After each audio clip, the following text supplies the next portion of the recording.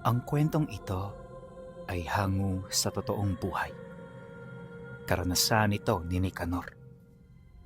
Taong 1975, Lambunaw, Iloilo.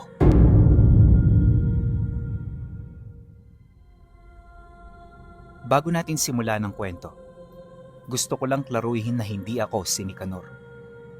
Ako ang nag-iisang anak niya at kaisa-isahang tao na binahagian niya ng kanyang istorya. At sa maniwala man kayo o hindi, ako ang katangi-tanging nagtaglay ng mga karga ng aking ama. Di ko nasasabihin kung nasaan ako ngayon, pero malapit lang ako sa tirahan ninyo, pinuno. Minsan nakikita ko kayo at natutuwa ako sa mga ginagawa ninyo. Matagal nyo na akong taga-subaybay at ilang taong ko na rin pinagplanuhan ang pagbabahagi sa inyo ng kwento. At nagkaroon lamang ako ng interes nung marinig ko ang kwento ni Lolo Venencio. Totoong lahat ng yon, maging ako man, nakakita na ng taong ganun. Yun bang anghel sa katawan ng isang tao? Pero hindi rito mauugnay ang ating kwento dahil ang istorya ng ama ko ay naiiba sa lahat ng kwento mo. Ipinanganak ang aking ama sa bayan ng Pavia. Isang negosyante ang aking lolo at lola na nagmamay-ari ng palayan at tindahan ng bigas. Noong bata pa siya, katulad lang din siya ng ibang bata. Nabuhay ng normal at walang kahit na anong kaugnayan sa lihim na karunungan. Pero habang lumalaki ang aking ama, unti-unti itong tinuturuan ng lolo ko sa dapa-dapa. Si Lolo Mercurio kasi pinuno, talaga namang malawak ang kaalaman sa lihim na karunungan. 50 taon din itong naging manggagamot at albularyo at sa kabuuan ng karera nito, marami na itong naparusahan. Tandaan mo, Nicanor, lihim na aral ang pinakamataas na antas ng karunungan sa mundong ito. Huwag kang makikibagay sa paniniwala ng mga tao dahil lahat ng pinaniniwalaan nila ay mali. Alam ko na kahit wala ka pang ideya, interesado kang malaman ang aking ginagawa. Ikaw lang din ang nakita kong apo na may potensyal na magmana ng kakayahan ko. Kaya magmula sa araw na ito, tuturuan kita sa abot ng aking makakaya. Magtsatsaga ako at kung kailangan nating paulit-ulit na magsimula, hindi ako magsasawa. Noong unang marinig niya ito, talaga namang wala siyang ideya kung ano ang sinasabi ni Lolo Mercurio. Pero habang tumatagal ang pananatili nito sa kanilang tahanan, unti-unti niyang nauunawaan ang ibig nitong sabihin. Hanggang sa kalaunan, nang umuwi na ito sa Lambunaw, nagdesisyon siyang sumama. Talaga bang gusto mong sumama sa Lolo Mercurio mo, Nicanor? Bukid ang bahay niyan at malayo yan sa kabihasnan. Sigurado ka bang hindi ka mabuburyong doon? Lalo pat lumaki ka rito sa bayan. Tanong ng kanyang ama na may halong pangungumbinsi. Nung marinig niya ito, hindi na siya umimik, bagkus panatag lang din itong pinagmasdan ng kanyang mga magulang hanggang sa nagdesisyon na itong sumagot dito ng, "Oho, tay, huwag kayong mag-alala. Tsaka hindi ako mabuburyong doon dahil kagustuhan ko na sumama. Kapag nanawa naman ako doon, babalik ako kaagad dito eh." Dahil sa kanyang sinabi, wala nang nagawa ang mga magulang niya. Sa mga panahong kasing yun kasi, hindi siya nagkaroon ng interes na mag-aral sa paaralan. Kaya sa edad niyang 18 anyos, ikalawang baitang lang ang kanyang naabot.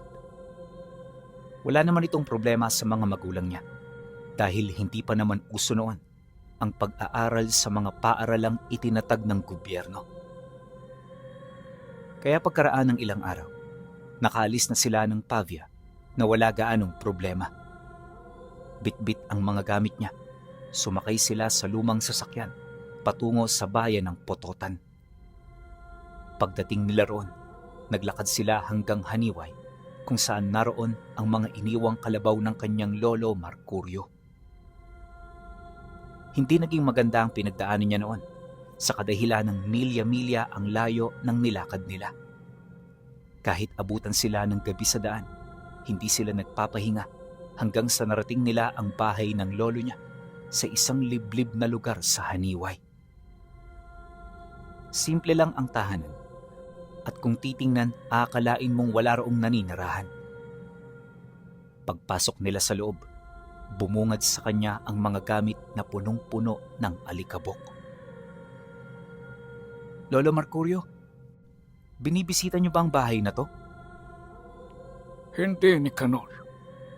Madalang lang ako rito kung pumunta.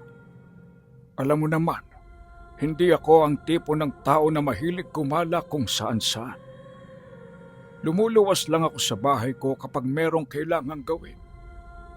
Huwag mo nang pansinin ang bahay na ito dahil kahit ito'y luma, nananatili ang mga masasayang memorya sa bawat kanto nito. O siya, ayusin mo na ang mga gamit mo para makapagpahinga ka na. Kung may kailangan ka, tumawag ka lang. Nang marinig ito ng aking ama, hindi na yun umimik. At pagkaraan ng ilang minuto, nailigpit na nga nito ang kanyang mga gamit. Maya-maya lang, tinawag na siya ng lolo niya na kasalukuyan noong nagluluto ng sinabawang manok. Matapos naman ang kanilang hapunan, tsaka na sila nagpahinga hanggang sa tumungtong ang sumunod na araw. Pagtilaok ng manok, dito na naging komportable ang pag-usad nila. Nakasakay na kasi sila noon sa kabayo, kaya kahit papaano hindi na rin siya nakakaramdam ng pagod. Kalaunan, nang marating na nila ang lugar ng Lambunaw, may dinaanan silang baryo na hindi nila tinigilan. Gusto mang dumaan doon ni Nicanor para mamili sana ng makakain, pero hindi ito pinahintulutan ni Lolo Mercurio niya. At ang tanging nasabi nito, Hindi katiwa-tiwala ang mga tao rito, Nicanor. Maging behilante ka, sapagkat hindi lahat ng iyong nakikita ay kaibigan.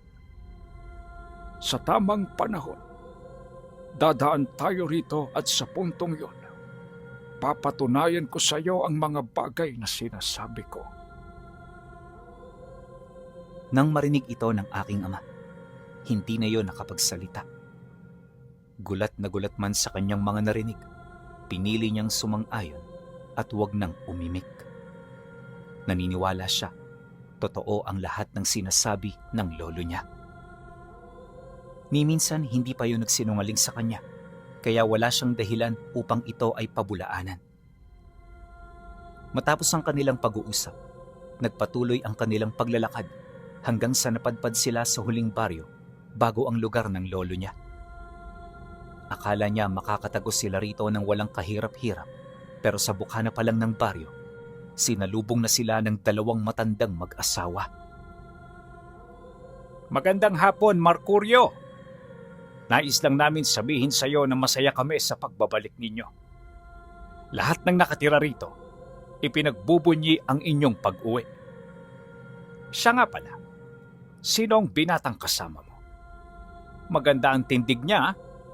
Yan ba yung disipulong tinutukoy mo? Wika ng matandang lalaki. Pagkasambit nito ng mga kataga, agad namang tinahinto ng lolo niya ang kabayo kung saan sila nakasakay. Pilit din siya nitong itinatago na parabang ayaw siya nitong ipakita sa dalawa. Nang mapansin naman niya ang ginawa ng lolo niya, di na rin siya gumalaw sa kanyang kinaroroonan. Mula roon, tahimik niyang pinakinggan ang pag-uusap ng dalawa. Huwag mo na akong bulahin, Omang. Kilala kita. Alam ko na hindi ka interesado sa buhay ko. Tsaka huwag mong pakikialaman ang binatang ito. Dahil kapag may nangyari sa kanya, susunugin ko ng buhay ang buo mong pamilya. Kilala mo ako, Omang. Alam mong hindi ako nagbibiro sa aking mga sinasabi. Pasensya na kayo, Mercurio. Sadyang natutuwa lang ako sa bisitang kasama mo. Sagot naman ng matanda. Pagkatapos nito, tsaka ito tumabi sa kanilang dinaraanan. At nung mapansin naman ito ni Lolo Mercurio, agad nitong pinalo ang dala nilang kabayo. Pagdaan nila sa kinaroroonan ng mag-asawa, kitang-kita ng aking ama ang panlilisik ng mga mata nito habang nakatitig sa kanya. Tingin pa lang alam na niya na hindi pangkaraniwan ang matandang yon. Maging siya man, aminadong natakot sa kanyang mga nasilayan, kaya halos hindi siya gaanong nakapagsalita nung tumatawid sila sa baryo. Ilang oras bago sumapit ang 8:00 ng gabi, matagumpay na nilang narating ang bahay ni Lolo Mercurio. Pagsilay dito ng aking ama, wala itong ibang naramdaman maliban sa pagkamangha. Hindi kasi nito sukat akalain na malaki at maaliwalas ang bahay nito sa paanan ng bundok. Paglalarawan niya rito, para itong isang munting paraiso na angkop na tirahan ng mga taong nagkakaedad na. Bukod sa tahimik, kumpleto ang mga pangangailangan nila, kagaya ng tubig, pagkain, at iba pa. May palayan ding malapit sa pagmamay-ari ng lolo niya, kaya naman kahit walang pera, batid ng aking ama na hindi sila rito magugutom. Lumipas ang gabing yan. Wala namang nangyaring kakaiba. Lahat normal, hanggang sa sumapit ang 3 araw. Ayon kay Nicanor, kasagsagan noon ang pagtatanim nila ng okra nang dumating ang mga tao mula sa huling baryong dinaanan nila.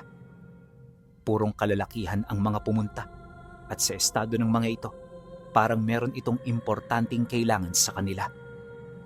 At dahil sa wala pang ideya si Nicanor noong mga sandaling yun, di niya yun pinag-isipan ng kahit na ano. Sa katunayan, siya pang sumalubong sa mga ito hanggang sa magkaharap sila sa pagitan ng pintuan ng bakod ng bakuran. Pagtitig niya sa mga bisita ng lolo niya, agad naman niya itong tinanong. Ngunit dahil sa magkaiba ang dialektong kanilang ginagamit, hindi sila nagkaunawaan. Kaya naman sa halip na makipag-usap pa rito ang aking ama, nagdesisyon itong tawagin na lamang ang lolo niya. "Lolo Mercurio, may mga bisita ho kayo!" Paulit-ulit na sigaw niya habang nakatingin sa bahay. At pagkaraan lang ng ilang minuto, lumabas ito bit-bit ang isang mahabang palakol. Nung makita ito ni Nicanor, medyo kinabahan ito, gawa ng sa estado ng pagtitig nito, parang may gagawin itong masama. Lo, mukha hong may kailangan sila sa inyo." Nerbyosong wika ng aking ama habang pinagmamasdan ito na naglalakad papalapit. Ngunit nang marinig ito ng lolo niya, hindi ito umimik. Ilang metro ang layo nito sa kanya. Seryoso siya nitong inabisuhan na lumayo sa lugar kung saan siya nakatayo. Hindi mo ba nakikilala kung sino ang mga kausap mo, Apo? Titigan mo sila. Baka sakali na lang tumagos ang iyong tingin sa kanilang mga balat kayo. Nang marinig niya ito, naghalo sa kanyang muka ang palaisipan at pagkagulat. Sa mga sandaling yun kasi, hindi niya halos mawari kung ano ang ibig nitong iparating. Gayunpaman, kahit wala siyang ideya, pinili niyang sundin ang mga sinabi nito sa kanya hanggang sa dito na bumungad sa kanyang mga mata ang mga kagimbal-gimbal na wangis ng mga taong kausap niya kanina. Ayon sa kanyang ama, na ang itsura ng mga nilalang na yon, napakalayo kung ihahambing sa wangis ng isang ordinaryong tao. Marami ring kakaiba sa kanilang mga katawan, kagaya ng pagkakaroon nila ng sungay at pulang mga balat. Nagsisiuslian din ang kanilang mga ngipin na halos hindi na kayang maitago ng kanilang mga labi. Sinundan ito ng mayat-mayang pag-aangin, animoy yun na lang ang kaya nilang sabihin. Nang marinig naman niya ito, agad itong napaatras. Mula sa lugar na yon, dahan-dahang sinakop ng takot ang kanyang muka sa puntong hindi na niya mawari kung ano ang kanyang gagawin. Pag-amba ng nilalang sa kanya, napakaripas na lamang siya ng takbo. At nung makita ito ng lolo niya, agad siya nitong sinalubong para iligtas sa mga ito. Paghawak nito sa kanya, bigla siya nitong itinulak, sabay sigaw ng, Pumasok ka ng bahay! Bilisan mo, Nicanor! Pasok! Nang marinig niya ito, hindi na siya lumingon pa. Basta ang nakita na lang niya, nagsipulasan ang mga nilalang ilang segundo bago siya nito sigawan. Pagbalik ng lolo niya sa bahay, agad siya nitong kinausap ukol sa mga nangyari. Huwag kang magpakakampante sa kahit na sinong bibisita rito, Nicanor. Bago ka pa lang, kaya pag-iinitan ka talaga. Pero huwag kang mag-alala. Kilala ko ang mga yon. Bukas pupuntahan natin sila para kumprontahin at balaan. Hindi po pwede ang ganito, lalo pat apo ko ang kinakante nila. Pagkarinig niya sa sinabi nito, nanlaki ang kanyang mga mata. Hindi niya kasi sukat akalain na sa kabila ng mga nangyari, meron pa rin itong lakas ng loob na kumprontahin ang mga nilalang na muntik ng kumitil sa buhay niya. Lo, anong pupuntahan? Hindi po ako magpapakita sa mga yon. Baka kung ano pang gawin nila sa akin eh. Tsaka isa pa, bakit hindi na lang natin sila iwasan? Hindi ho ba mas maganda kung ganun? Anong iiwasan, apo? Sa baryong dinaanan mo, lahat ng nakatira roon ay may dugo ng demonyo. Ramdam ko na hindi sila natutuwa sa pagdating mo. Kaya marapat lang na manindak para maalala nila kung sino ang pinagdidiskitahan nila. Nang marinig naman yon ng ama ko, hindi na yun umimik pa. Ang ginawa nito, sumang-ayon na lang sa matanda kahit may konting pagdududa siya sa binabalak nitong mangyari. Sa isip-isip niya, wala naman sigurong masama kung susunod siya. Kaya naman makalipas ang gabing yan, pinaghandaan na nila ang pagbisita sa sinasabing lugar ng lolo niya. Kinakabahan man, iniwasan ng aking ama na isipin pa ang tungkol dito. Kaya pagtungtong ng umaga, wala siyang naramdamang kaba. Bumalik lang ito nung malapit na sila sa baryo. Habang binabagtas kasi nila ang daan, ipinaalala ng lolo niya ang tungkol sa mga nangyari. Inabisuhan din siya nito sa mga bagay na kinakailangan niyang gawin, nang sa gayoy hindi siya mangapa kapag naroon na sila sa harapan ng bahay ng mga nilalang. Wala kang ibang gagawin ni Canor kundi ang magmasid at dumikit sa akin. Ano man ang makita mo, wag na wag kang lalayo. Ngayon pa lang sinasabi ko na sa'yo, susubukan kang sindakin ng mga yan kahit tatagan mo ang loob mo. At hanggat maaari, iwasan mong makipag-usap sa kanila. Tandaan mo, mga kalaban natin sila na hindi dapat pagkatiwalaan. Masusunod, Lolo Makuryo. Pero, matanong ko lang ho, bakit parang napakalakas ng loob mong kumprontahin ng mga yan? Meron ho ba kayong tinatagong armas? Armas baka mo? Abay, oo, meron akong dala. Pero itong armas na ito, para lang sa kanila. Gusto mo bang makita, apo? Pagkasambit nito ng mga kataga, napatango lang naman siya. Hindi man niya aminin, bakas sa kanyang mata ang pagmamalabis na makita ang armas nitong dala. At nang mapansin naman niyo ng matanda, napangiti lang naman ito habang dahan-dahang itinataas ang suot nitong damit. Pagsipat niya sa bewang ni Lolo Mercurio, nakita niya ang sinturon nito na punong-puno ng puti at pulang tela. Hindi niya alam kung ano ito, pero kung titingnan, para itong mga maliliit na sombrero. Dahil dito, kung kaya't agad niya yung naitanong sa lolo niya. Lo, anong mga yan? Yan na ho ba ang sandatang sinasabi ninyo? Tsaka, ano naman ang gagawin niyo dyan? Ipapalo niyo po ba sa kanila? Pabirong tanong niya. Higit pa sa pamamalo, apo. Dahil kapag dumampi ito sa kanilang katawan, hindi na sila makakabangon pa. Nang marinig niya ang sinabi ni Lolo Mercurio, pilit na siyang nagsawalang kibo. At nang marating na nila ang lugar ng mga nilalang, lahat ng paalala nito sa kanya ay mahigpit niyang sinunod. Sa pagpapatuloy ng kanilang paglalakad, dito niya na nakita ang mga nilalang na alam niyang hindi ordinaryo. Tangan man ito ang katawan ng isang tao, maraming kakaiba sa katangian at kilos nila.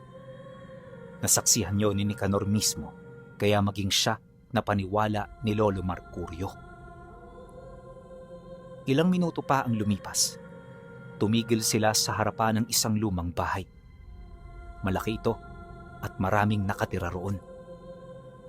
Nung malayo pa sila, napansin niya na abala ang pamilya sa kanilang mga ginagawa.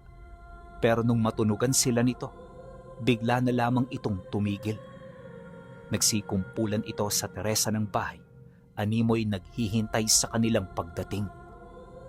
Maya-maya pa, sinalubong sila ng isang lalaking nasa edad 50 anyos.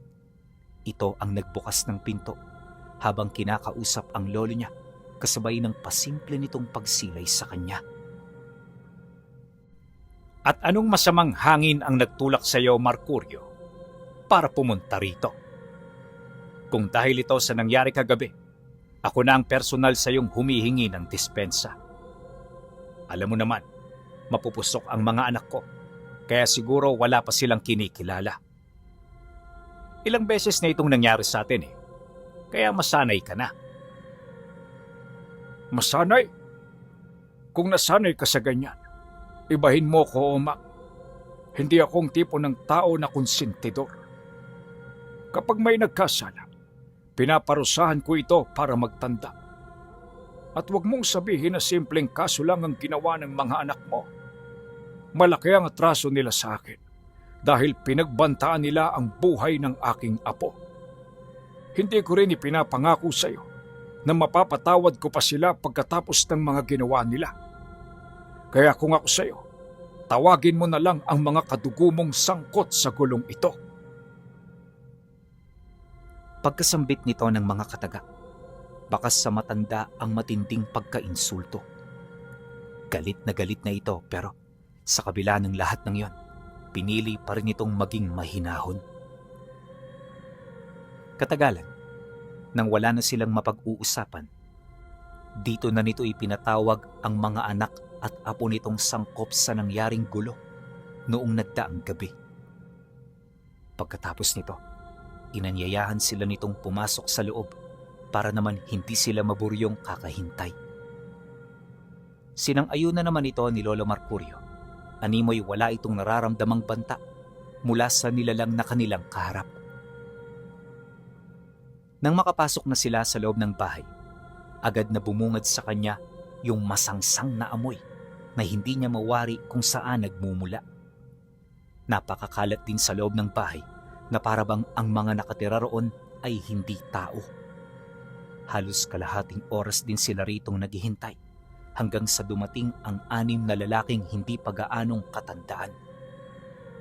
Yung dalawa rito halos kaedad lang niya, kaya nang makita niya ito, napuno rin siya ng pagtataka. Yung mga nilalang kasing nakaharap niya noong gabi, malayong malayo sa ipinatawag ng matanda.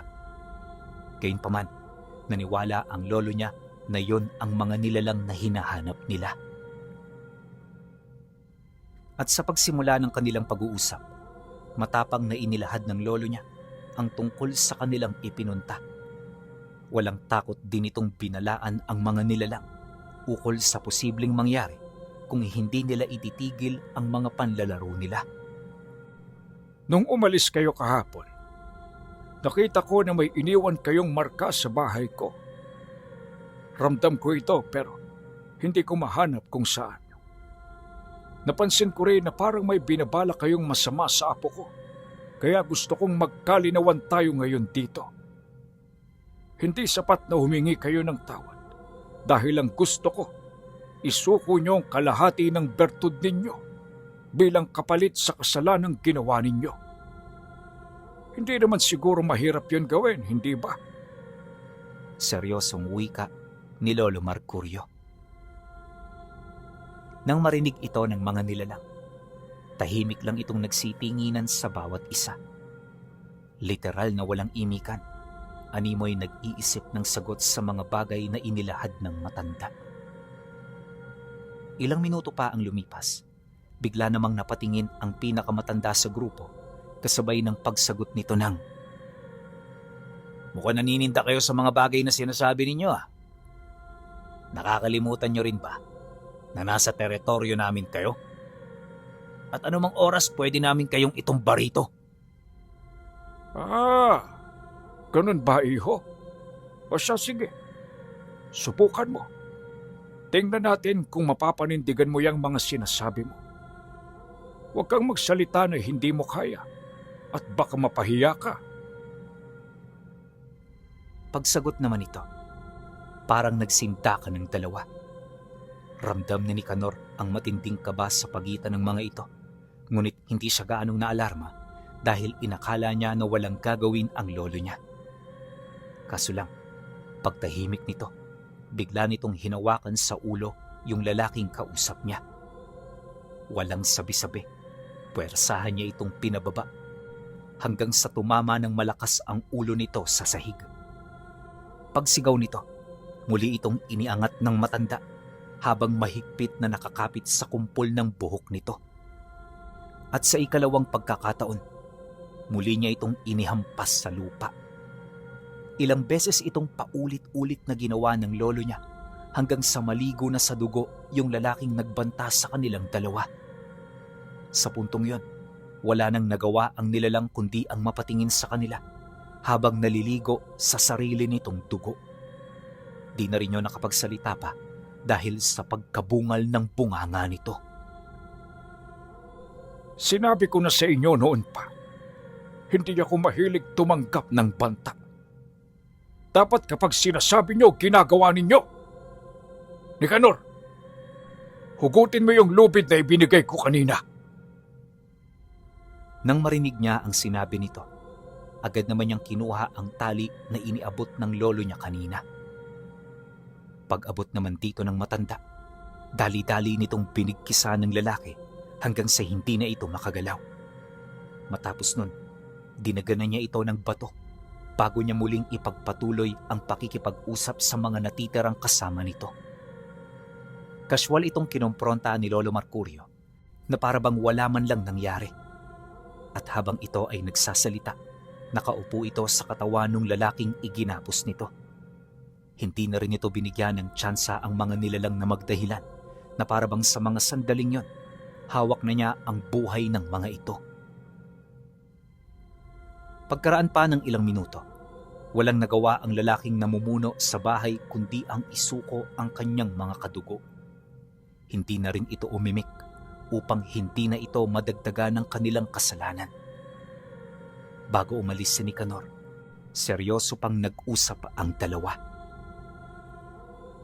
Ang angka ninyo ay isang malaking kahihiyan sa lahat ng uri ng mga aswang.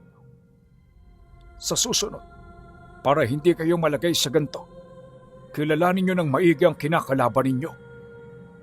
Tandaan mo, wala akong pakialam kung masira nito ang ating pagkakaibigan dahil simulat sa pool, alam mong hindi ako marunong sumunod sa mga kasunduan. Nang marinig naman yon ng nilalang, hindi na ito umimik. Nakangisi lang yon habang nakatitig sa kanilang dalawa. Kaya naman ang mapansin ito ng lolo niya, pinili na nitong umalis, dala-dala ang kanilang bihag. Sa kanilang paglalakad, napag-usapan nila ang tungkol sa mga nangyari. Ayon sa lolo niya, hindi ito naniniwala na magtatapos ang lahat ng pangyayari sa ganun-ganun na lang. Mariin din itong inilahad na sa mga susunod na gabi, hindi magiging maganda ang mga mangyayari. Gayunpaman, ikinatutuwa ito ng lolo niya dahil sa pamamagitan nito, mamumulat siya. Pagdating nila ng bahay, pinaluto siya nito ng pagkain. Alam niya na meron yung gagawin, kaya minabuti niya na wag na lang itong pansinin. Makalipas ang ilang minuto, natapos na niya ang mga ginagawa niya. Paglabas niya ng bahay, Nakita niya si Lolo Mercurio na nagsasaboy ng tubig sa bakuran. Habang ginagawa niya ito, kapansin-pansin ng mga inuusal niya habang nakahawak sa sinturong ipinakita nito sa kanya. Dala ng kuryosidad, di siya nagdalawang isip na lumapit dito para magtanong. Ang nais niya kasi noon, malaman kung ano ang pinaghahandaan nito pagtungtong ng gabi. Nung marinig naman ng lolo niya ang kanyang sinabi, seryoso itong sumagot ng, Mga aswang ang pinaghahandaan natin, Apo. At yung mga isinaboy ko sa lupa ang magtataboy sa kanila rito. Mahirap man para sa akin na sabihin ito sa iyo, pero kailangan mo itong malaman. Bilang tagapaghalili ng mga karunungan ko, karapatan mong mamulat sa lalong madaling panahon. At tandaan mo, hindi pa ito parte ng pagsasanay. Sabihin na lang natin na parte lang ito ng pagpapamulat. Nang marinig naman yun ni Nicanor, medyo nagulat siya sa kadahilan ng hindi niya sukat akalain na totoong mga aswang pala ang makakalaban nila. Inakala niya kasi na yung mga makakasalamuhan nila nung nagdaang araw ay mga taong sinasapian lamang ng masamang espiritu, pero nagkamali pala siya. At sa pagpapatuloy ng kanilang pag-uusap, ipinaliwanag ng lolo niya ang lahat. Pagtungtong ng hapon, tuliro at hindi na siya nito makausap. Palagi na rin siyang aligaga, animoy nakasinghot ng droga. Kaya naman sa halip na pansinin pa siya ng matanda, minabuti na lang nito na hayaan siya upang mabigyan siya ng sapat na panahon para maunawaan ang mga bagay na kanyang nalaman. Ilang oras pa ang dumaan, lumalim na nga ang gabi. Bagaman puyat na puyat, di niya naisip na magpahinga ni pumasok sa loob ng silid niya. Literal na nanatili siya noon sa labas, katabi ang gasera at ang lolo niyang naghahasa ng sundang. Magkalapit lang sila sa bawat isa nun pinuno, pero hindi sila nag-iimikan. Yung lolo niya, naghihintay lang na magsalita siya, habang siya naman, paulit-ulit na hinahanapan ng kasagutan yung mga katanungang namumutawi sa kanyang isipan. Ilang minuto pa ang lumipas. Dito na sila nakarinig ng mayat-mayang pag-atungan. May mga naririnig na rin silang sigaw mula sa malayo na siyang nagpatindig ng mga balahibo niya sa katawan. At dahil sa pangyayaring yon, agad siyang inabisuhan ng lolo niya na huwag mag-ingay kahit anuman ang marinig niya. Apo, makinig ka. Matinding kalaban ng takot, kaya huwag kang magpapadaig. Ano man ang marinig mo rito, huwag mo silang pagtuunan ng pansin. Huwag ka ring magpa-apekto upang hindi ka gumawa ng mga desisyong pagsisisihan mo. Basta ang palagi mong itatak sa iyong isipan, susundin mo lamang ang lahat ng utos na nagmumula sa akin. Nang marinig naman niya ang sinabi ni Lolo Mercurio, tumangulang siya, senyales na nauunawaan niya ang sinabi ng matanda. Pagkatapos ng kanilang pag-uusap, dali-dali na itong tumayo, naghubad ng damit, sabay kuha sa sinturong isinabit nito malapit sa altar. Di na rin ito nagsuot ng tsinelas, kaya nang makita niya ito, hindi niya maiwasang magtanong. Lo? Saan ho kayo pupunta? Huwag niyong sabihing lalabas kayo. Dito na lang tayo, Lo. Hayaan na natin sila. Mamaya niyan, mananawa rin ng mga yan at mapipilitan niyang bumalik sa kanika nilang mga tahanan. Hindi ako ganyan kaduwag, Apo. Kung merong mananalasa rito, haharapin ko sila ng buong tapang ko. Hindi ako papayag na yurakan nila ang pagkatao ko ng ganun-ganun na lang. Kakibat ng buhay ang dignidad. Lagi mo yang itatak sa iyong isipan. Pagkasambit nito ng mga katagang yon, agad nitong binuksan ang pinto. Dala ng takot ni Nicanor, dali-dali naman siya ritong lumapit para itrangka ito mula sa loob. Nga pala Pinuno, may mga pagitan ng pinto nila, kaya kahit nakasarado na ito, kitang-kita pa rin niya ang lolo niya. Nicanor, huwag mo akong tutulungan kapag nakita mo nang nahihirapan ako, ha? Basta manatili ka lang dyan at panoorin mo ang mga mangyayaring laban. Kasabay ng pagwika ng matanda ay ang dahan-dahan nitong pagpalo sa kanyang dibdib. 10 beses niya yung ginawa hanggang sa magliwanag ang sinturong suot nito. May mga nagliwanag din itong marka sa katawan, kasabay ng pagkulay dilaw ng mga mata nito. Maya-maya pa, dito niya nasilayan ang 2 latigo na gawa sa purong liwanag. Nakakonekta ito sa pulso ng matanda na parabang parte ito ng buhay niya. Matapos nun, dito na tuluyang nakapasok ang mga nilalang na nagbabadya kani-kanina pa. Mula sa karimlan, buong puwersa nitong sinugod ang lolo niya hanggang sa magkagulo na sa paligid. Sa sobrang dami ng mga nilalang na dumayo, bahagya itong nawala sa kanyang paningin. Nakita lang niya ito nung may tumamang liwanag sa isang aswang na malapit sa entradang pinto ng tahanan. Pagtagos kasi ng liwanag na yon, bumungad sa kanya ang lolo niya na naliligo na sa dugo ng mga kalaban nila. Ilang minuto ring nagtagalang pakikipaglaban ito hanggang sa mapilita na ang mga nilalang na tumakas. At nang makalayo na ang mga ito, kaswal namang inalis ni Lolo Mercurio ang bisa ng kanyang abilidad. Nang mawala na ang liwanag sa paligid, agad itong naglakad pabalik ng bahay. Hinayaan nito ang mga labing nakakalat sa bakuran na parabang may magliligpit nito para sa kanila. Pagkatok naman ito sa pinto, dali-dali niya itong binuksan. At nung magkaharap na sila, inutusan siya nito na kumuha ng tubig at puting tuwalya. Diyon pumasok sa loob ng bahay nila hanggat may natitira itong bakas na nagmula sa nilalang na napaslang niya. Matapos nun, tsaka sila nag-usap. Litong-lito man, pilit niyang inunawa ang lahat ng bagay na ipinapaliwanag nito sa kanya. Ang kaso lang, natapos na lamang itong magsalita, wala pa rin siyang naunawaan. Basta ang pinaka-natandaan lang niya ay ang huling sinabi nito sa kanya. Bukas, Nicanor, magsisimula ang pagsasanay natin. Ihanda mo ang katawan mo. Dapat sa mga panahon na yan, palagi kang nakakondisyon. At mula sa gabing ito, hindi ka na isang pangkaraniwang tao. Isa ka ng mandirigma, kaya hanggat maaari, isang tabi mo na ang buhay na nakasanayan mo. Sige Hulo, susubukan ko. Pagkatapos ng usapan, nanatili pa siya sa labas ng silid kahit pumasok na yung lolo niya. At makalipas lamang ang ilang minuto, dito niya nakita ang mga nilalang na bigla na lamang pumasok sa kanilang tahanan. Isa-isa nitong kinuha ang mga labi ng aswang hanggang sa wala nang maiwan.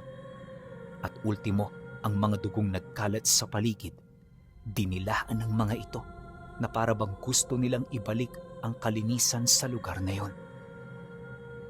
Nung makita ito ni Nicanor Pinuno, napagtanto niya na marami pa siyang makikita sa paglipas ng mga linggo at buwan. Pagsapit ng sumunod na araw, di pa man pumuputok ang bukang liwayway, nasa labas na silang dalawa. Ang unang ipinagawa nito ay ang pagpapatakbo sa kanya papaikot ng bahay ng 1,000 ulit. Nang marinig niya yon, agad siyang tumutol kasi kung iisipin, napaka-imposible nitong gawin. Ngunit nang makita niya ang seryoso nitong muka, wala siyang nagawa kundi ang sumang-ayon. Hindi naglaon, napilitan siyang sundin ang utos nito kahit sa kanyang sarili ay meron siyang pag-aalangan. Hindi biro ang lawak ng bahay Pinuno, kaya naman di pa siya nakakaabot ng 100. Hingal na siya, dulot ng matinding pagod. At pagkaraan pa ng ilang oras, nagpatuloy siya sa pagtakbo kahit nangangatog na ang kanyang tuhod. Wala namang problema kung magpahinga siya. Yun nga lang, Kailangan niyang habulin ang oras. Hindi siya pwedeng malagpasan ng hating gabi dahil kapag ito ay nangyari, uulit na naman siya kinabukasan. Dagdag pa ng lolo niya na nagmamadali sila sa pagsasanay kaya bawat araw ay mahalaga. Mariin din itong inilahad na hindi siya pwedeng maiwan sa pagsasanay dahil posibleng matambakan siya nito. At kapag nangyari ang bagay na yon, malabo na siyang makabawi. Ipinagtapat din ni Lolo Mercurio, ito ang isa sa mga suliranin ng mga taong naghahangad na makakuha ng kanyang karunungan. At ang katunayan, marami na ang sumubok, pero lahat yon ay nabigo. Hindi naman ito problema sa kanya, lalo pat noong mga panahong yon, bata pa si Lolo Mercurio. Ang kaso lang, habang tumatanda siya, mas hinahangad niya na magkaroon ng tagapaghalili. Kapag kasi nabigo siyang maipasa ang karunungan, magiging gala ang kanyang kaluluwa sa sandali na siya ay mamaalam. Kaya naman ang pagsasanay niya sa kanyang apo ang pinakamahalagang bagay na kasalukuyan niyang ginagawa. Nang marinig naman ni Nicanor ang sinabi nito, naiwan siyang tulala at hindi makapagsalita. Gayunpaman, kahit punong-puno ng mga katanungan, sinikap niyang magpatuloy upang hindi mabigo ang matanda. Pagtungtong ng 10:00 ng gabi, malapit na siyang matapos sa pagsasanay. Habang tumatakbo, kitang-kita niya ang lolo niya na nakabantay sa hangganan ng bahay nila. Di siya nito tinitingnan pero malayo ang tingin nito.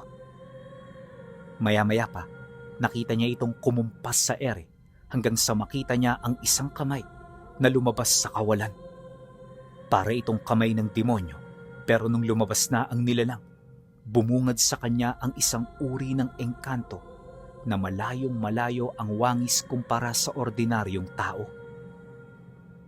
Para itong gagamba kung titingnan, at kagaya ng lolo niya, may mga gininto ang liwanag na nananalaytay sa loob ng sistema nito. Pagharap nito sa matanda, bigla itong umungol na parabang nakikipag-usap ito rito. Nagtagal ng ilang minuto ang pag-uusap ng dalawa bago kusang umalis ang nilalang. At nung mawala na ito sa kawalan ng dilim, tsaka naman niya natapos ang ipinapagawa nito sa kanya.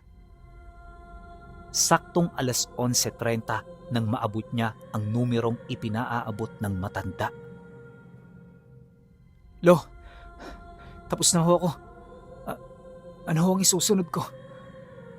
Wika niya habang naghihingalong naglalakad papalapit sa kinaroroonan nito.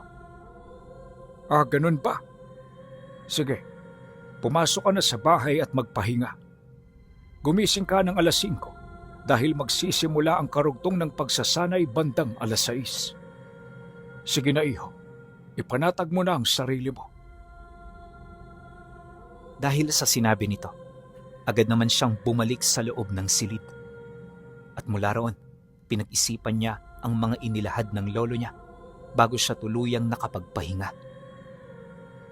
Pagsapit ng sumunod na araw, 4:00 pa lang gising na siya.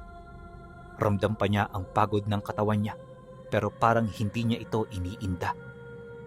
Mas nanaig kasi ang kagustuhan niya na sundin ang lahat ng utos ng lolo niya. Pagsikat ng araw, pinapatag siya nito ng lupa gamit lamang ang kanyang kamao. At sa mga sumunod pang araw, kung ano-anong pagsasanay na parang walang silbi ang ipinapagawa nito sa kanya.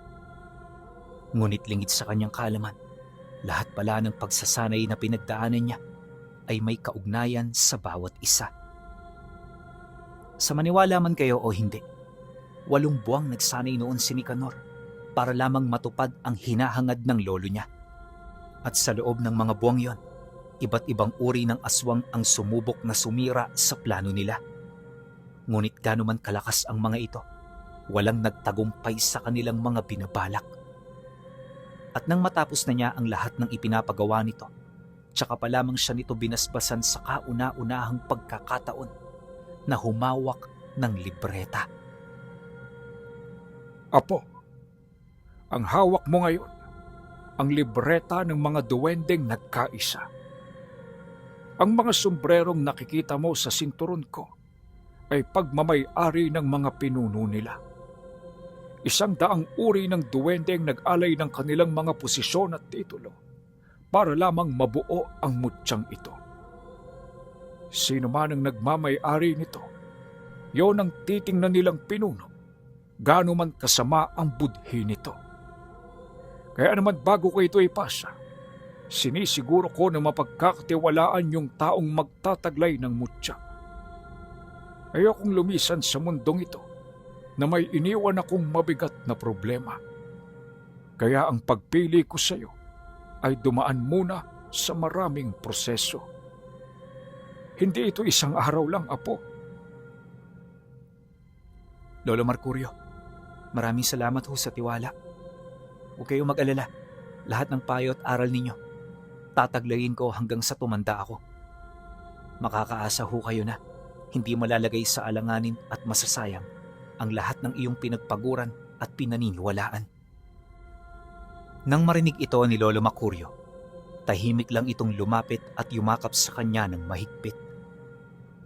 Pagtungtong ng gabi, dito na nagsimula ang pag-aaral niya sa libreta. Akala niya madali na lang ito, pero yung pag-aaral niya, inabot pa ng 2 taon mahigit. At sa pagkakataong yon, tuluyan na rin silang nalagay sa tahimik. Natanggap na kasi ng mga nilalang na siya na ang bagong tagapangalaga ng aral ng lolo niya. Kaya naman sa halip na makipagpatayan pa, sinikap ng mga ito na maging mapayapa. Ramdam na rin kasi nito ang dami ng mga nalagas sa hanay nila, kaya alang-alang sa pag-iral ng kanilang lahi, hindi na nila ipagpapatuloy ang kanilang mga nasimulan. Binalaan din ito ng lolo niya na sa oras na hindi pa ito tumigil, sila na mismo ang dadayo upang dalhin sa lugar nito ang sinimulan nilang digmaan. Nang marinig ito ng mga nilalang, hindi na yon nagparamdam. At sa loob ng 1.5 taon, nanaig ang kapayapaan gabi-gabi. Dahil dito, kung kaya't nakapagsanay siya ng maigi hanggang sa natutunan na niya ang lahat ng aral na minsang tinanga ng matanda. Nung matapos na sila, ramdam niya ang panghihina ng katawan nito na parabang hindi ito sanay na wala sa kanyang tabi ang pinangangalagaan niyang mutya. Nang mapansin ito ni Nicanor, sinubukan niyang isoli ito sa lolo niya pero hindi na ito pumayag pa. Sa'yo na yan, Apo. Pagmamay-ari mo na yan. Kaya hindi mo na dapat yan isoli sa iyong pinagkunan. Ganito talaga ang buhay. May kamalasan at kahinaan. At itong panahong ito, ang panahon ng kahinaan ko. Malapit na akong lumubog, Apo.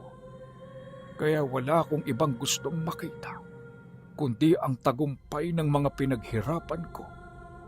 At ikaw, ang tagumpay na yon. Maraming salamat ho, Lolo Mercurio. Maraming salamat ho sa lahat-lahat. Matapos ang kanilang pag-uusap, tsaka na sila nagpahinga. At sa gabing yun pinuno, ganap na siyang tagapaghalili ng matanda. Dumaan ang mga araw, wala na siyang inaalalang mangyayaring masama.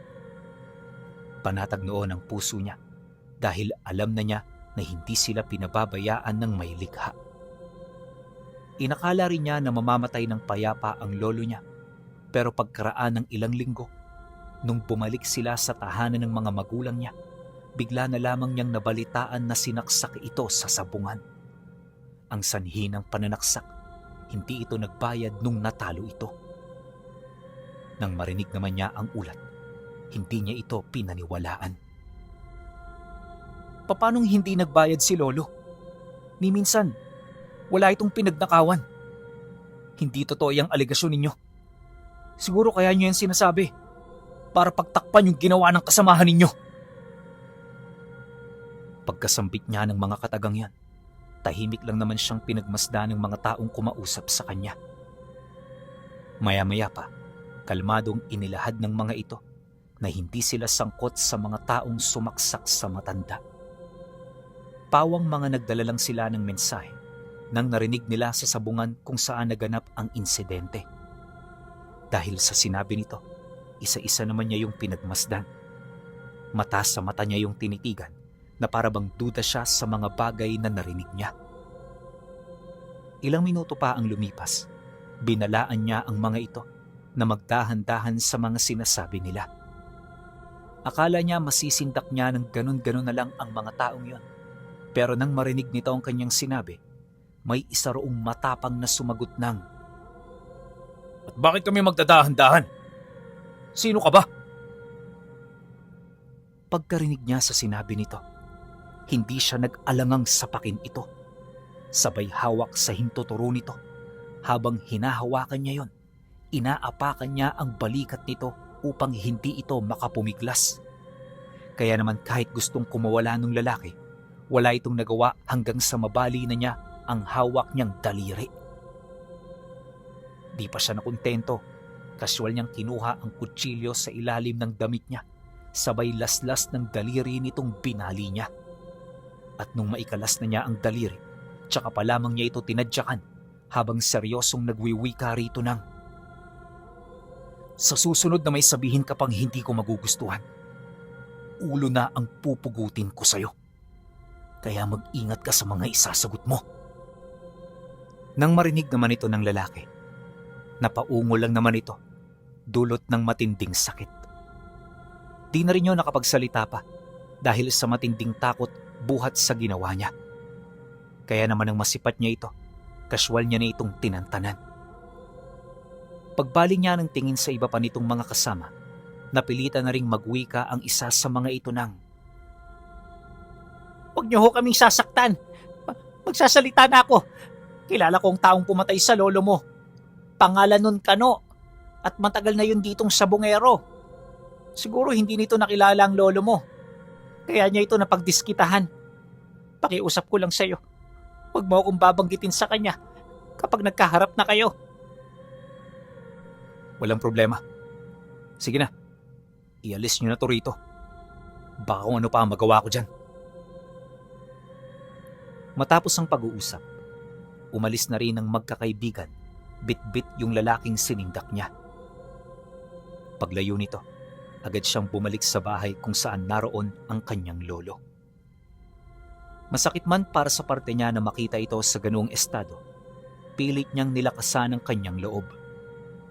Malayo pa lang, punong-puno na ng pagdadalamhati ang kanyang puso sa puntong hindi na niya alam kung ano pa ang kanyang gagawin. Hindi nagtagal, pagpasok niya sa loob ng kanilang bahay, nakita niya ang mga magulang niya na tulalang nakaupo sa harap ng labing nakalagay. Lahat ng naroon purong kapamilya nila at ramdam na ramdam mo talaga ang kataimtiman ng pagninilay nila. Kaya naman sa halip na magwala at humagulgol sa iyak, pilit niyang tiniis ang lahat ng sakit na kanyang nararamdaman. Alam niya na sa lahat ng taong naroon, siya ang matinding nasasaktan sa pagkawala ng taong itinuring na niyang ama't ina. Matapos ang pagdarasal, dito pa lamang siya lumapit ng may namumugtong mga mata.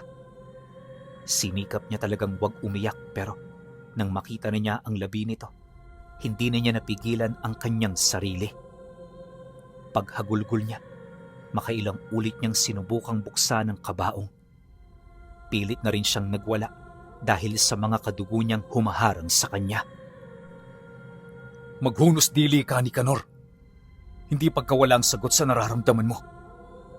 Wala na tayong magagawa sa kalagayan ng lolo mo. Kaya para maging magaan ang nangyari sa atin, tanggapin na lang natin. Sa bandang huli, ang pagtanggap ang isa sa pinakamadaling lunas para sa nararamdaman nating sugat ngayon. Huwag kayong magsalita na parang alam niyo ang pinagdaanan namin ni Lolo. Tay, ang taong sinasabihan niyo niyan, ang taong nag-ahon sa akin mula sa kamangmangan. Wala kayang kanya naging sakripisyo at ambag para marating ko ang kinaroroonan ko ngayon. At alam niyo, Tay, labis ko pang ikinagagalit ay ang pagkamatay niya na hindi dumaan sa tamang proseso. May isang taong sapilitang kumitil sa kanyang buhay. Kaya kahit kailan hindi niyo ako mapapatahimik. At habang buhay ang taong yun, para akong ligaw na kaluluwa. Maghahanap at maghanap ako ng hustisya. Gaano man to katagal, at ano man ang magiging kapalit. Nang marinig naman ito ng tatay niya, niyakap lang siya nito ng mahigpit. Hindi na rin ito nagsalita pa dahil alam nito na hindi na siya makikinig. Pagsapit ng gabi, habang dinadasalan ang bangkay ng lolo niya, palihim naman siyang pumuslit sa bahay nila. Hindi na siya noon nagpaalam sa kanyang mga magulang dahil yung tatay niya, iniiwas siya sa mga taong nakatira sa baryo nila. May kutob na kasi ito sa kaya niyang gawin at alam nito na hindi siya tatahimik hanggat hindi niya napapatay ang taong sumaksak dito. Halos 3 araw din siyang nagmanman at nagmasid sa pamamahay ni Kano. Ganon din sa mga kaibigan nito. Lahat ng kilos nito ay pinag-aralan niya bago niya isakatuparan ang plano. 2 araw bago sumapit ang libing, dito na siya kumilos. Alam niya na ito ang pinaka-perpektong pagkakataon para maisagawa ang plano niya. Sumapit ang gabi. Walang kaide-ideya ang mga biktima sa kanyang binabalak. Naaktuhan niya itong nag-iinuman sa bahay ni Kano na tila bang hindi man lang naiisip ang paparating na kalbaryo. Makalipas pa ang ilang oras na pagmamasid, nang mapagtanto niyang nakainom na ang mga ito, dito na siya lumabas sa kanyang pinagtataguan. Dahan-dahan siyang umusad sa palayan hanggang sa marating na niya ang bakuran nito. At nung mapasok na niya yon, kalmado niyang tinahak ang daan hanggang sa mapansin na siya ng grupo. 6 katao ang nag-iinuman noong mga sandaling yon, pero di man lang ito naging banta sa kanya. Ilang minuto pa ang lumipas nang mapansin siya ng grupo, bahagya itong napahinto sa kanilang pag-iinom. Paisa-isa rin itong nagsitayuan hanggang sa makaharap na niya ang mismong salarin. Yung taong yon pinuno, pangisi-ngisi pa, animoy walang ginawang masama sa kapwa niya. Hoy, sino ka? Ba't ka pumasok dito? Sinong hinahanap mo? Nang marinig naman niya ang sinabi nito, casual siya ritong sumagot ng, "E di sino pa ba? Kundi ikaw. Kano, natatandaan mo ba yung matandang pinagsasasaksak mo sa sabungan? Sabihin mo nga sa akin, anong pakiramdam habang unti-unti siyang namamatay sa mga kamay mo?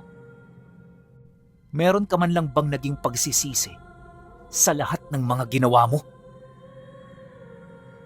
Dahil sa kanyang sinabi, bahagyang nagsitinginan ang grupo. Di pa man ito nagsasalita pero alam ni Nicanor ang kahulugan ng pagtitinginan nila. Kaya naman walang sabi-sabi, agad niyang hinugot ang 2 panggapas sabay sugod sa mga ito. Walang habas niyang pinagtatataga ang mga kasama nito bago niya tuluyang nasukol si Kano. Sa sobrang brutal ng mga nangyari noong gabi, nagkalat ang mga braso ng biktima sa buong paligid. Napuno rin ng hiyawan ng sigaw ang lugar, pero kahit marami na ang nakakita, hindi niya yun nilubayan. Bago rin siya umalis, sinigurado niyang hindi na makakalaban itong si Kano. Pinatay na rin niya ang 5 pa nitong kasama para hindi na mapatagal ang paghihirap nila. At nung masukol na niya ito, tsaka niya inilahad ang katakatakot niyang plano na maski ito ay kinilabutan mula ulo hanggang paa. Yung pinatay mong matanda, Kano, itinuturing ko yun bilang ama ko. At ang magulang kong kaisa-isahang nagbigay rason sa buhay ko. Kinuha mo siya ng walang awa at hindi mo man lang inisip ang kanyang mga maiiwan. Kaya ngayong hawak na kita, humanda ka. Dahil ipapatikim ko sa iyo ang galit na hindi mo inaakala. Habang sinasampit niya ito, nakatitig sa kanya ang iba pa nitong mga kadugo. Sa halip namang masindak itong si Kano, napatawa lang ito ng malakas habang dumudura ng dugo. Sa kabila ng sitwasyon ito, nagawa pa nitong magbunyi na parabang hindi ito nag-aalala sa buhay niya. Mapapatay mo nga ako, pero naniniwala ako na kaagad mo rin akong susundan sa impyerno. Ano? Ayos ba yun? Magkikita-kita na lang tayo doon ng lolo mo? Nang marinig niya ang sinabi nito, bahagya siyang napatingin sa isang ale na nakatayo sa labas ng bahay malapit sa tahanan ni Kano. Dito umiimik pero kitang-kita niya ang galit na kinikimkim nito. Ramdam niya na may kakaiba sa matandang yon, kaya naman naging bihilante siya. At para maipakita na nagtatangan din siya ng lihim na karunungan, pasimple siyang nagtayo ng bakod at puder sa kanyang katawan. Matapos niya yung gawin, tsaka siya nakausad ng tuloy-tuloy hanggang sa marating niya ang labas ng baryo. At mula roon, tinahak niya ang kakahuyan hanggang sa marating niya ang isang tagumpahay na tanging pamilya lamang nila ang nakakaalam. Doon madalas tumatambay ang lolo Mercurio niya noong mga panahong nabubuhay pa ito. Pagpasok nilang dalawa sa papag, tsaka niya ibinalibag ang katawan ni Kano bago undayan ng saksak sa may binti nito. Bagaman nagmamakaawa na yun sa kanya, hindi niya ito pinakitaan ng kahit na anong awa. Para sa kanya, ang taong yon ay walang puwang nakaawaan pa. Aminado rin siya na labis-labis siyang matutuwa kung makikita niya itong mawala ng buhay. Nang marinig yon ni Kano, bakas sa mukha nito ang matinding takot at pagdadalawang isip. Hindi na rin yun gaanong nakakapagsalita, dala ng matinding pagod at pag-inda sa mga tinamo nitong pinsala. Makinig ka, Kano. Hindi kita kaagad papatayin. Gusto ko bawat araw, pagsisihan mo ng malaki ang iyong pag-iral. Kinasusuklaman kita ng gusto, kaya huwag ka nang umasa pa na makakawala ka rito. Kung ako sa'yo, ngayon palang tanggapin mo na ang tadhana ng buhay mo. Parang awa mo na. Hindi ko sinasadya ang ginawa ko. Inaamin ko naman yun eh. At sadyang nadala lang ako ng emosyon. Lahat naman tayo nagkakamali, di ba? Hayaan mo na ituwid ko ang mga pagkakamali ko. Ituwid? Kanina lang, parang natutuwa ka pa nung nadakip kita. Alam ko may sinasandigan ka, kaya ang pagmamakaawa mo, mukhang hindi naman yata ka panipaniwala. Huwag ka mag-alala, dahil pasasayahin kita ng gusto. At kahit nasa kabilang buhay ka na, magsisilbi pa rin itong bangungot ng iyong kaluluwa. Matapos niya itong sabihin, dito niya na yung sinugod at walang habas na pinagsasasapak. Sa sobrang galit niya, lahat ng mahawakan niya ay inihahampas niya sa kanyang biktima. At sa loob ng 2 araw na pagpapahirap niya rito, matinding kalbaryo ang pinagdaanan nito. Pagsapit ng libing ng matanda, pinagpahinga niya ang katawan ni Kano para sa mga susunod niya pang binabalak. Matapos ang libing, bumalik si Nicanor sa bahay kung saan niya iginapos ang biktima. 2 araw na itong hindi kumakain pero pagdating niya, nakita niya itong nasa maayos pa ring kalagayan. At ang mas nakakapagtaka, nakita niya na kumakain ito ng mga insekto. Yung mga insektong yon kusang lumalapit kay Kano na parabang pilit siya nitong binubuhay. Pagsilay nito sa kanya, bahagya itong napahinto, bakas sa muka ang matinding pagkagulat. Hindi na rin yun nagsalita kahit anong tanong niya rito. Dahil sa pangyayari, walang awa niya itong pinalo ng kawayan. Maya-maya pa, laking gulat na lamang niya nang biglang lumabas sa mga laman nito ang samut-saring uri ng insekto. Yun bang parang ang mga insektong yon ay kaisa ng katawan ng lalaki. At sa ilang ulit niyang pagsakit dito, nakapagtatakang hindi ito nakakaramdam ng kahit na ano. Patawa-tawa lang yon, animoy hindi ito naaapektuhan. Sabi ko sa iyo eh, nagkakamali ka ng binabangga mo. Yung mga ginagawa mo ngayon, Wala nang kwenta yan. Naunahan ka na ng tiyahin ko, kaya humanda ka sa magiging balik nito. At oo, mapapatay mo ko, pero kagaya ng pangako ko, triple ang magiging pahirap niya sa'yo. Pagkasambit nito ng mga kataga, bahagya siyang napaatras nang may umumpok na mga insekto sa harapan niya. Unti-unti itong humulma ng isang kakaibang figura hanggang sa bumungad sa kanya ang isang babaeng kalansay na nakasuot ng talukbong. Pagmulat ng mapula nitong mga mata, umatungal ito ng napakalakas bago ito maging purong mga insekto. Mabilis siyang tumungo sa kinaroroonan niya hanggang sa maglaho ito na parang bula. At matapos ang pangyayaring yon, unti-unti na niyang narinig ang bulong ng mampaparang sa kanyang kalooban. Nung maramdaman niya ito, abot langit ang takot na dumapo sa kanyang katawan. Hindi niya kasi sukat akalain na sa kabila ng kanyang abilidad, nagawa siyang mapasok ng kalaban. Huli na rin ang maalala niya ang payo ng lolo niya na, Malakas ang karga na taglay mo, apo. Pero may mga nilalang sa mundong ito na kaya diyang tumagos. At ang mga nilalang na iyon ang dapat mong pakaingatan. Dahil sa payo ng lolo niya, agad siyang napaluhod sa sahig kasabay ng taimtim niyang pagdarasal. Hanggat maaari, sinubukan niyang alisin ang mahikang inilagay nito sa katawan niya, pero natapos na lamang ang ritual na ginawa niya, hindi pa rin ito umubra. Kalaunan, nang makaramdam siya ng matinding pagod, napilitan na siyang magpahinga habang pinagmamasdan ang labi ni Kano na dahan-dahan ang pinagpipistahan ng mga insekto. Ilang oras lang ang lumipas, purong kalansay na ito. At sa kauna-unahang pagkakataon, nakaramdam siya ng matinding panghihina na hindi niya naranasan magmula noong tinangan niya ang mutya. Labis siyang nagulat sa ganoong pakiramdam pero hindi niya ito gaanong pinagtuunan ng atensyon. Tiwala siya sa kanyang mga karga at alam niya na madali niya itong malulunasan kapag ginugulan niya ng panahon. Kinaumagahan matapos ang insidente, binisita niya ang bahay ni Kano. Pagtungtong niya sa lugar nito, agad siyang sinalubong ng mga kadugo nitong galit na galit.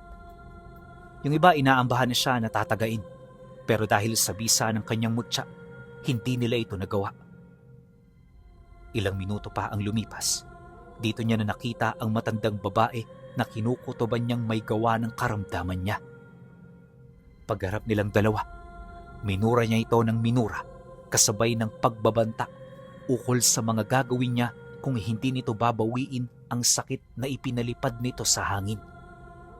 Ngunit nang marinig nito ang kanyang sinabi, kaswal itong sumagot ng, Huwag mo akong tatakutin dito sa pamamahay ko. Baka gusto mong ibilang kita sa mga taong ginawa kong baliw. Wala kang ideya kung ano ang kakayahan ko, iho. Pagkasambit nito ng mga kataga, hindi na napigilan ni Nicanor ang kanyang sarili. Walang sabi-sabi, bigla niyang sinapak ang matanda hanggang sa bumagsak na ito sa lupa. Dahil dito, kung kaya't napilitan na ang mga tao na awatin siya. At magmula nun, hindi na sila nito nagkita pa. Inakala niya na tapos na ang lahat pero lingid sa kanyang kaalaman, ito palang pala ang simula. Sa maniwala man kayo o hindi, 5 taon sinubukan ng nilalang na yon na kunin ang wisyo niya. Mabuti na lang talaga, mahigpit ang espiritual na bakod ng kanyang kaluluwa, kaya nabigo ang matanda. Ang kaso lang hindi naging madali ang kanyang pinagdaanan. Halos ilang beses siyang dumaan sa butas ng karayom para lamang mapigilan ang masama nitong binabalak laban sa kanya. Sa loob ng 5 taon pinuno, sinubukan niya itong hanapin pero hindi niya ito mahagilap. Kalaunan, nang matapos na ang taong iyon, nabalitaan niya na namatay na ang mambabarang. At ang nakapatay dito ay isang babaylan na nakatira sa lugar din mismo kung saan nagmula ang lolo niya. Dahil sa pagkamatay nito, kung kaya't naudlot ang sumpa nitong ikinapit sa kanyang kaluluwa. Magmula noon pinuno, mas lalong nabuo ang galit ni Nicanor sa mga nilalang na hindi nakikita. Buong buhay niya, ginugol niya ang kanyang atensyon sa paglipol sa mga kalahi ng mortal niyang kaaway. At lahat ito ay naging posible dahil sa siya ang itinalagang Nicanor, ang bagong tagapagmana ng mutya ni Lolo Mercurio.